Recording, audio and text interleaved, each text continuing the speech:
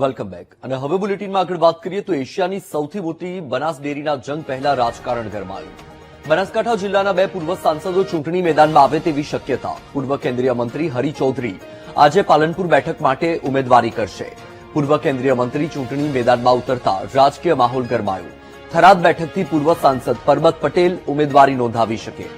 બનાસ ડેરીની ચૂંટણીમાં ભાજપના દિગ્ગજ નેતાઓ નોંધાવશે ઉમેદવારી. દાંતીવાડા બેઠક પર બનાસ મેડિકલ કોલેજના ચેરમેન પીજે ચૌધરી ફોર્મ ભરી શકે. 10 ઓક્ટોબરે યોજાવાની છે બનાસ ડેરીની ચૂંટણી. 22 સપ્ટેમ્બર સુધી ઉમેદવારી ફોર્મ ભરવાની અંતિમ તારીખ.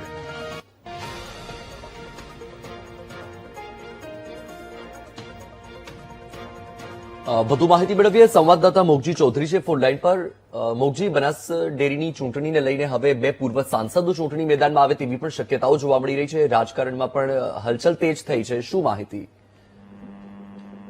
વત્સલ, બનાસ ડેરી જે એશિયાની સૌથી મોટી ડેરી માનવામાં આવે છે અને તેની ચૂંટણી યોજાઈ રહી છે ત્યારે આ ચૂંટણીના ફોર્મ ભરવાની પ્રક્રિયા ચાલી રહી છે. 22 તારીખ છેલ્લી આપવામાં આવી છે જે ફોર્મ ભરવા માટેની. ત્યારે પૂર્વ કેન્દ્રીય ગૃહમંત્રી હરિભાઈ ચૌધરી પણ મેદાનમાં ઉતર્યા છે અને તેઓ આજે 12:39 કલાકે જે ફોર્મ ભરવાના છે. તો બીજી તરફ જે પૂર્વ સાંસદ હતા પરબતભાઈ પટેલ, તેઓ પણ ઉમેદવારી નોંધાવે તેવી શક્યતાઓ જોવા મળી રહી છે. તો બીજી તરફ દાંતીવાડા બેઠક ઉપરથી જે મેડિકલ કોલેજના ચેરમેન છે પીજે ચૌધરી, તેઓ પણ ફોર્મ ભરે તેવી શક્યતાઓ જોવા મળી રહી છે અને તેમને તે જ દાંતીવાડા બેઠક ઉપર નીરપુર ગામના અન્ય એક આગેવાન પણ ફોર્મ ભરે તેવી શક્યતાઓ જોવા મળી રહી છે. એટલે કે જે બનાસ ડેરીની ચૂંટણી છે તેમાં દિગ્ગજો હવે મેદાનમાં ઉતરી રહ્યા છે.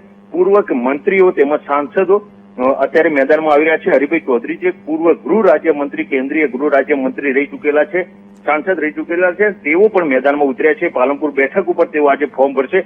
એટલે કે જે પ્રમાણે બનાસ ડેરીની ચૂંટણીને 22 તારીખ સુધી ફોર્મ ભરવાની છેલ્લી તારીખ છે ત્યારે દિગ્ગજો છે તે સામે આવી રહ્યા છે અને અત્યારે ફોર્મ ભરવાની પ્રક્રિયા ચાલી રહી છે. તેમાં ફોર્મ ભરવા માટે આવી રહ્યા છે અને જે પ્રમાણે પૂર્વ સાંસદ પરબતભાઈ પટેલ પણ ફોર્મ ભરાય તેવી શક્યતાઓ જોવા મળી રહી છે. એટલે કે પૂર્વ સાંસદો પણ મેદાનમાં ઉતર્યા છે, જેને લઈને બનાસ ડેરીના જે આ સહકારી માળખાઓ જે કહેવાય છે બનાસકાંઠાનું, તેમાં દિગ્ગજો જે હતા તેઓ મેદાનમાં આવતા ત્યારે બનાસકાંઠાના જે બનાસ ડેરીની ચૂંટણીમાં રાજકીય ગરમાવો જોવા મળી રહ્યો છે. જી બિલકુલથી માહિતી બદલ આભાર મોગજી.